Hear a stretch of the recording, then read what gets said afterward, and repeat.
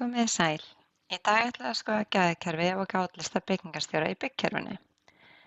Við munum fara yfir hvað gæðakerfi eru og hvernig þau eru stofnuð, hvernig gæðakerfin eru uppbyggð, hvernig byggingarstjóri notar gæðakerfi í sínum verkum og hvernig gátlistin í byggkerfinu virkar í framkvæmdum.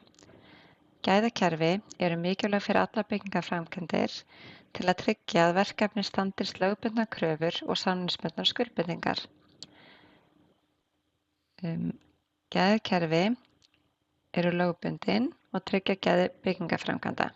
Í byggkerfinu eru lögbundin gæðakerfi samþykkt af Húsnæðis- og mannvirkjastofnun eða HMS. Notendur byggkerfisins hafa aðgang að þessum kerfum án aukakostnaðar. Til eru tvær gerðir af gæðakerfum, en það eru lögbundin gæðakerfi sem þarf að samþykkja hjá HMS og gæðakerfi verktaka. Þau eru ekki lögbundin en gagnlegt fyrir verktaka. Þeir sem að þurfa gæðakerfi eru hönnunarstjórar, byggingarstjórar, iðnmeistarar og verktakar. Hvert fyrirtæki eða einstaklingur sem að vinna við byggingarleyfisskyld verk þarf gæðakerfi. Við skulum fara í gæðakerfishlutann í byggkerfinu. Við finnum hann hér, vinstra megin, gæðakerfi, stofnun og viðhald. Og þar förum við í stofnun og viðhald, undirflokkinn. Og hérna ýtum við á stofna nýtt gæðakerfi og skrá rétthafa. Og það er hægt að velja tegund gæðakerfisins. Við ætlum að velja gæðakerfi hönnunarstjóra. Hér er hægt að velja hvort það ábyrgðaraðili sé fyrirtæki eða einstaklingur. Við ætlum að velja fyrirtæki, setjum nafn á fyrirtækinu og kennitölu og veljum einstakling sem er rétthafi. Og ýtum svo á vista. Þá erum við búin að stofna gæðakerfið og við opnaðum hér með því að ýta á skoða breyta. En kerfið sparar mikla vinnu við að semja gæðakerfi þar sem grunnkerfi eru tilbúin og hægt er að sérsníða þau. En gæðakerfi skiptist í 4 flokka. Það er almenni flokkurinn sem inniheldur leiðbeiningar, ábyrgðaraðila og grunnskráningu. Svo er flokkur A, þættir sem eru eingöngu í gæðakerfinu, flokkur B, þættir sem að tengjast byggkerfinu og flokkur C, sérkröfur og verkkaupa. Við skulum skoða hvernig þessi flokkar eru skráðir og yfirfarnir.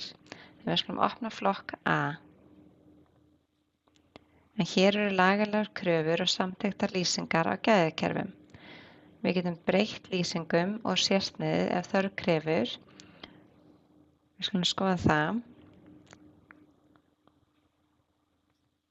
Getum til dæmis skráning og samskipti hönnunarstjóra og verkkaupa.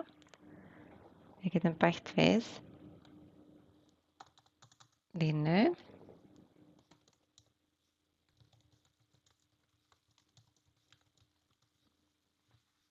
Og ýtt hér á vista. Þá erum við búin að bæta þessu inn í gæðakerfi okkar.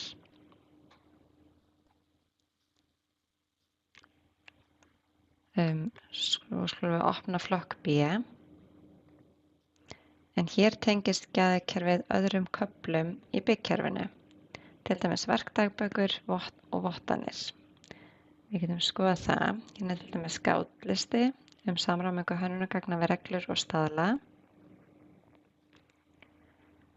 Hérna eru fundir og fundagerðir. Skráning á samskiptum hönnunarstjóra við eftirlitsmann verkkaupa. Þannig að þetta er allt sem að tengist beint inn í byggkerfið. Þá skulum við opna flokk C. En hér skráir verkkaupi sérstakar kröfur sínar. Þær verða ekki sendar til HMS en eru mikilvægar fyrir verktaka. Þegar búið er að vinna með gæðakerfið er það sendir samþykktar hjá HMS. Þá skulum við skoða gátlista, skoðanaskýrslu byggingarstjóra. Þá förum við hér á upphafssíðuna og veljum kafla 3.1 byggingarstjóri. Og þá förum við hér í hliðarstikuna og veljum gátlisti skoðanaskýrsla byggingarstjóra.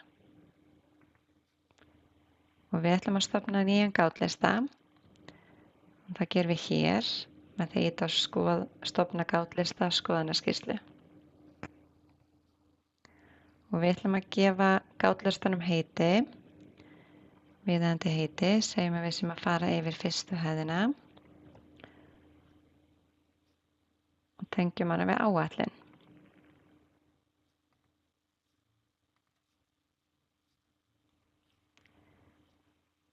En hér komin gátlisti með mismunandi flokkum, en það almenni flokkurinn, jarðvinna, burðarvirki, lagnir,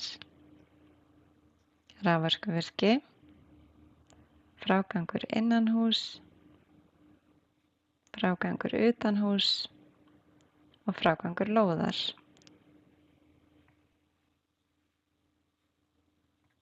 Við myndum haka við viðeigandi flokka. Prófum til dæmis að velja hérna flokkana í burðarvirki. Við myndum haka í afgreitt ef að liðurinn afgreiddur. Við getum hakað í á ekki við ef það á ekki við. Og svo getum við sett athugasemdir og bætt við mynd.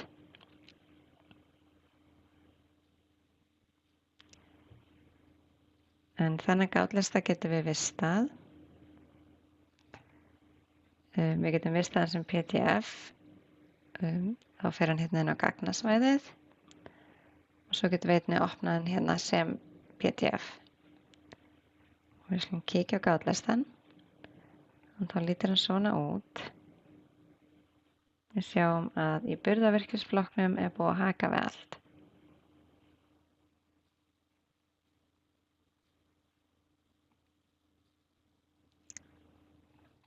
Þannig að svona virkar gátlistarnir. En byggingarstjórar geta einnig notað síma eða iPad til að fylla út gátlista og senda gögn beint í byggkerfið. En þá fyllt út gátlistin á staðnum og það hægt að taka myndir og vinna skýrslur í rauntíma og það hægt að vista og senda beint í byggkerfið.